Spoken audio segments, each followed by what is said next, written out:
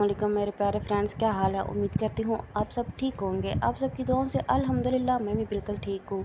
तो आप लोगों ने थंबनेल तो देख ही लिया होगा कि आज की वीडियो में मैं बात करने लगी हूँ कि हैज़ के दौरान दर्द क्यों होता है, उसकी क्या वजूहात है। तो चलिए अपने टाइम को वेस्ट किए बगैर जो है अपने टॉपिक की तरफ बढ़ते हैं। अक्सर मेरी बहनों को माहवारी के दौरान जो है ना दर्द शुरू हो जाता है।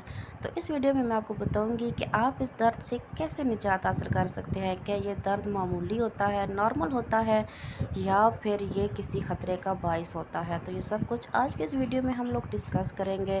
तो वीडियो को आपने आखिर तक लाजमी देखना है।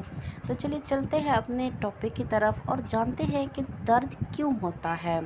ये दर्द वैसे ही होता है जैसे पट्टे खींचने के बायस दर्द होता है। कमर, रानों और टांगों तक ये जिस्म के और हिस्सों तक भी फैल जाता है। जैसे कभी कभार हमारे जिस्म के किसी हिस्से में अचानक दर्द उठता है, लेकिन ये दर्द इससे ज़्यादा शदीद होता है। ख़वातीन को इस दौरान मतली और सर दर्द की भी शिकायत होती है। बीमारी के दौरान सोजश की शिकायत भी की जाती है। बच्चेदानी के टिश्यूज़ एक केमिकल रिलीज़ करते हैं जिससे दर्द बढ़ता है और मकदार माहवारी के दौरान बढ़ती जाती है। मिसाल के तौर पर माहवारी के दौरान ये बच्चेदानी के पट्टों को सिकुड़ने का बायस बनता है। इसके अलावा ये इसके रद्द अमल में होने वाली सोजिश की वजह भी बनता है जिससे दर्द होता है।